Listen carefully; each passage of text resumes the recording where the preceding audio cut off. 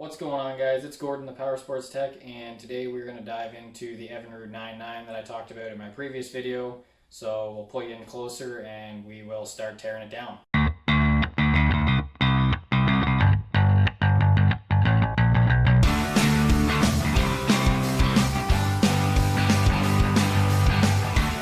This is my 1975 Evinrude 9.9.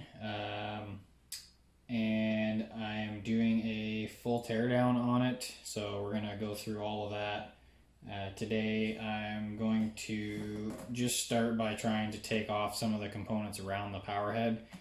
The main reason that I'm doing this, if you look down here, you can kind of see the midsection here and the transom mount right here. That's moving. So this is what those mounts look like. So you can see how it's a, come on, focus. You can see how it's a rubber bushing that's kind of molded into this part. And what happens is that over time, just because they're in the exhaust, they get brittle and they end up coming apart. You can see this one's shot too. So these are $138 a piece, which I refuse to replace with OEM ones because that's kind of crazy, especially seeing as the only way to change these is you have to remove the power head. So what I did was, after some digging around, I found a guy online. I think it's Leroy's Ramblings. Yeah, we'll get into that in a later video, but that's the reason that I'm doing this job in the first place. And I did notice at the end of last year that it was sort of down on power, and after kind of looking, because this is points ignition, after getting an inspection done on that by me, I did find that the upper crank seal is leaking, so it needs to be done anyways, which is fine. I don't mind doing this work myself. I've just kind of accumulated the parts I've needed over time. I actually have parts still on order right now, but yeah, so it's going to give me experience, and I'm going to take you guys along with me. So yeah, we'll start with this cowling. So it comes off. And this should be the same process for any Evinrude 9.9 around this time period. They're all pretty much a very similar process, and the thrust mounts are the same. I think up until the 90s is when they changed to a different style to kind of help prevent the issue with them coming through like that. So yeah, so we'll just start off. I'm just going to kind of go through this in the manual. So they're telling me to take the carburetor off first. Okay, so we got to take off, looks like a couple 10 or 8 mil screws. So, is it an 8 mil?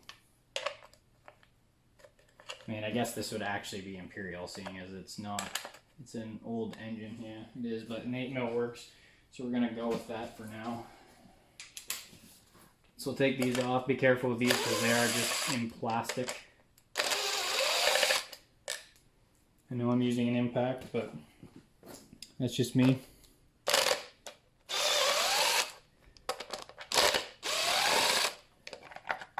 Okay, so that'll get us the top of that out. So we have 2 flathead screws that are holding this in, but the mixture screw, the low speed mixture screw, or at least the knob anyways, has to come out in order to take that off. So that should just pull out of there, which, yep, there you go. And then we'll get a flat screwdriver.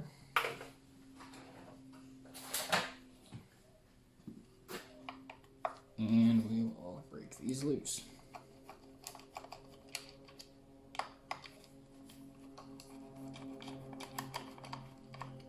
Okay, so that takes care of that. And mind you too, this is just the air box, so we still have to actually get at the carburetor. And this should just come out of here. What am I getting caught up on? I'm getting caught up on the actual mixture screw. Oh, it's a little bit of brute force apparently. Okay, so that's out of the way. So from here, we can take this choke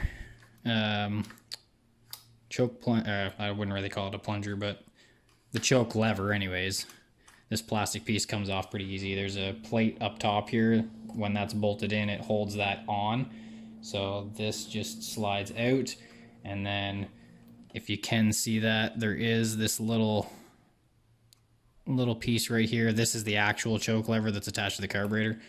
So you can get this over it just very carefully. If you pull back, you can get it over and you can pull the choke lever right out. Perfect. Thinking I might take this flywheel off just to get a better view here.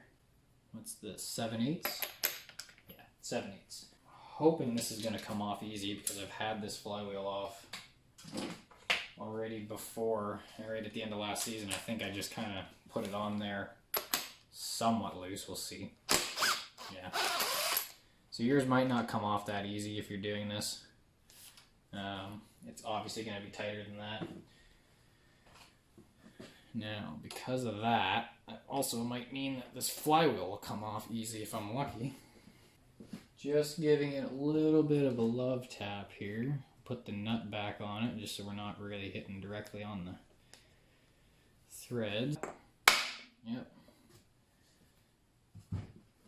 That might have looked like I wailed on this, but it really didn't. It was just a tap, so I do not recommend that you wail on the end of a crankshaft with a hammer. If it's stuck on there, which I would say 99% of them are going to be unless you've already had it off like I have, you should be using a puller on these. I don't recommend doing the pry bar trick unless that's an absolute last resort. I have had to do that with flywheels on lawn tractors before, but the problem is, and the risk you run with that, maybe not so much on outboard flywheels. It really depends on the flywheel, but you can damage the magnets. It's very easy to do on a lawn tractor, I know because I've done it. So yeah, just keep that in mind. Try not to use a hammer on that. Okay, let's get this bolt out of the way.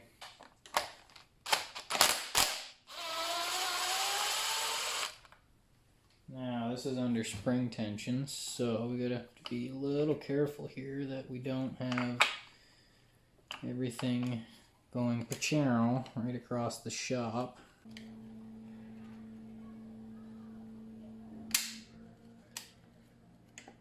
Okay.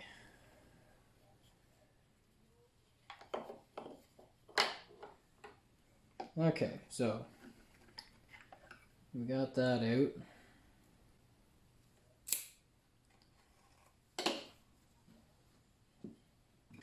Okay, so that gives us a lot better view of the carburetor and everything around it. Let's see here. Okay, so we got two nuts that hold this on. This one's pretty easy to get at. This one, on the other hand, not necessarily as much. It is now that that recoiled off of there, so let's see if we can find a wrench that fits that. 7/16. I won't lie, guys, I'm not really that good at guessing what imperial sizes of things are because I mainly work in metric at work. Pretty much all of our stuff's metric for the most part, and except for the odd thing that comes in that might be old. Like this outboard, but we don't work on outboards at work. Okay, so I can get that nut off of there. So what I did, you might not be able to see it. Yeah, so you can kind of see down in here, see this little arm that's moving? So that's the shaft that runs through this carburetor to the throttle cam. And I had to move that back just to get the nut off. You might not have to do that in your case, but for me that was in the way. So it's going to be a bit of a pain in the butt. Okay, so flat screwdriver will take off the screw for this cam. Like so, and we will try to not lose any of this. There is an arm there, so that's all one. There's a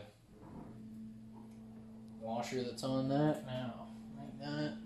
Yeah, that gives us much more room, at least enough room that we can get this other nut off of there.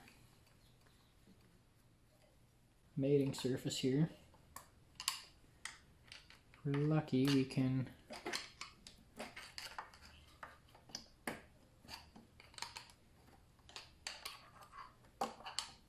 Just ever so slightly get that forward enough. And up, yeah, there we go. And now cut this zip tie. Yeah, there we go. Now the question is, can we get this old fuel line off of here? Yeah, I can already tell right now that that's like super brittle. Yeah, there we go. That's better. Okay, so I don't know if you can really see how, well, how frayed that is, but there's cracking all over the place right where my fingernail is here. You might be able to see it. I can see it. You guys might not be able to. There's a crack there. But that at least gets our carburetor off. Okay. So we need a flat screwdriver for that, because these have hose clamps on it, which is kind of surprising. I don't think we need to take both off. I think we can just get away with this one. Now, it's a little bit warmer here in the garage, but it is still cold outside, so one thing to take into consideration with anything that's plastic like this and has a fitting on it, just go easy, because obviously cold makes plastic brittle and you can snap stuff like this when you're not necessarily trying to. Some pliers maybe? Well, I definitely cracked it loose. Oh man, these are some ghetto pliers. I definitely need to just bite the bullet at work and replace my pliers or snap-on ones so I can bring all my channel lock stuff home. Because that's rational thinking, isn't it, guys? Yeah, okay, there we go. So inside here it looks like there's a screen, and then I think this is a O-ring or a gasket for this screw that I just took out. Yeah. And we also have a bit of the diaphragm. Okay, so what we need to do is get this apart. So if we rotate it a few times, the wiggle and pull method here.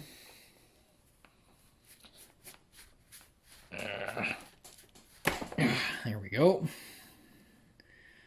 That's good. That's off of there. Okay, so I was wrong. This actually doesn't hold the pump on. Now that I'm looking at it, it looks like this bolt and this bolt are what actually hold the fuel pump to the block. So I did not look to see if my gasket set comes with a fuel pump rebuild kit, but I might price one out depending on how this looks.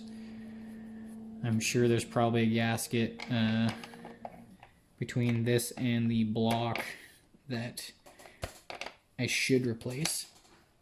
That's a little tight. That gives us our fuel pump. Dive right into this terminal block. We can probably do that too. There is, it looks like this guy has a retaining clip here. Yep. That's all the wires from the charging coils, or I think they called them lighting coils then, because it's kind of more or less what they were. Okay, so we can disconnect these connections that are here and just have... Okay, so we have a dark blue with a white stripe, and I'm assuming that's supposed to be light blue with a white stripe. That's going to the bottom coil. And then we have like this teal, the teal wires. The teal wires go to the upper coil. Set of connections here. Okay, so that gets that out of the way. Start taking all these wires off. It's very basic. That's why I like a lot of the older stuff. If you're somebody who's thinking about getting into like small engines and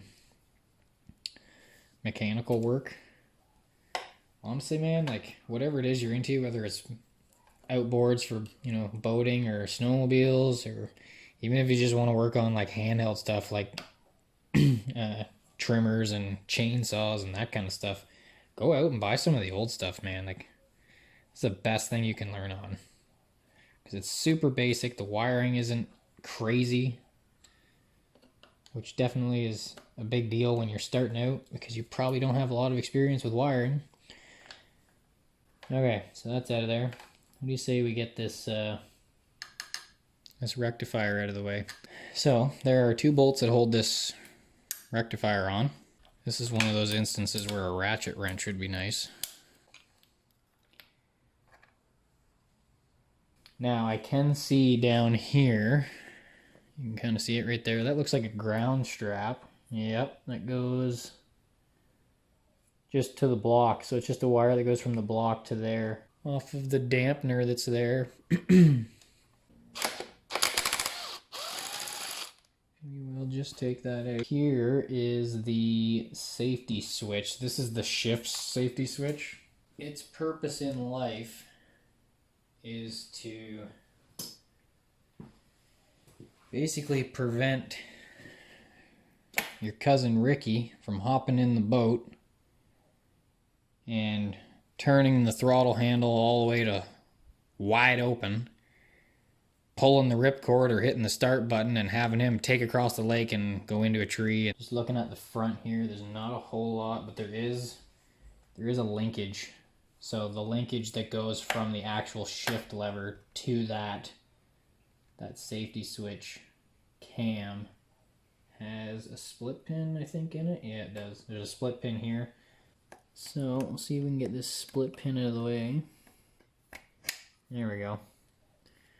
Now we got the pin. Here's a washer, so don't lose that. So here's that switch I was talking about. So, and we'll break these 2 loose. Can we just disconnect the wires? So we have black going to the outside connector. So we'll just do this one first. Threads in it just to hold it for now. Okay, so that's that one. Now I kind of get to this other one. Let's do this with a ratchet. So 3/8.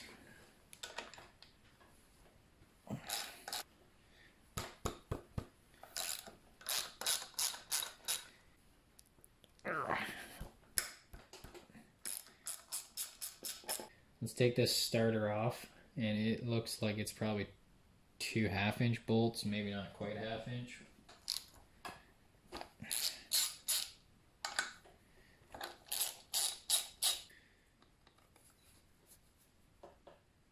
A bit of force there, and that comes out. Now, can I get this arm to just come up? Yes and no.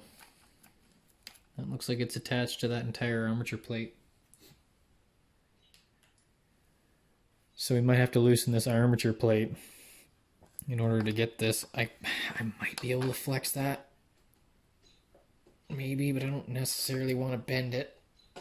Oh, there we go. Okay, I lied. You can take it off. Just be very careful. Try not to bend it too much. I think I'm okay though. I'll slide that out of the way and then hold that. They hold. Okay, so there is a clamp, I guess you would call it, that's on there and is now sitting down there. So just a little clamp here. No, they're not. They're 7/16. Take that out. Now we can get in here. Take this one off. So now that we have this up here, and hopefully this thing doesn't fall over because my engine stand's not the greatest. So we have 3 bolts on this side, right here. We have the same 3 on the other side. We got to take all of them out. 3/8. If you just think that every bolt on this is 3/8. I don't know why. 7/16. Would you look at that? I'm missing one. I'm missing a bolt there. I did not know that. Okay, cool. So let's see if we can pry. Now we should be able to lift this thing. Oh, look at that, much easier. Okay, so these right here were the 2 mounts that I was talking about. If you look down there, see that? See it's all cracked? See that? See that movement? bad. Okay guys, I hope you liked the video. It's the first time I really have filmed anything that I've taken apart with you guys. But yeah, I think it went pretty well. As you can see, we've got the power head on the bench now. We just got to take this exhaust off. It's pretty easy though. It's just a couple bolts and it comes off, and then it will sit. It'll sit flat. Same with this. Sorry, this bearing carrier has to come off too. But we'll save that for when we actually tear down the power head. We'll do that in the next video. And yeah, so I hope you guys like it. If you did, please feel free to like the video. And if you want to see more and see part 2, then just stay tuned. Hit the subscribe button and you'll get notifications if you hit the bell icon. And if you want to get in touch with me, then you can head over to my Facebook page, The Power Sports Tech. I'll leave a link in the description below. And we'll catch you in the next one. See ya.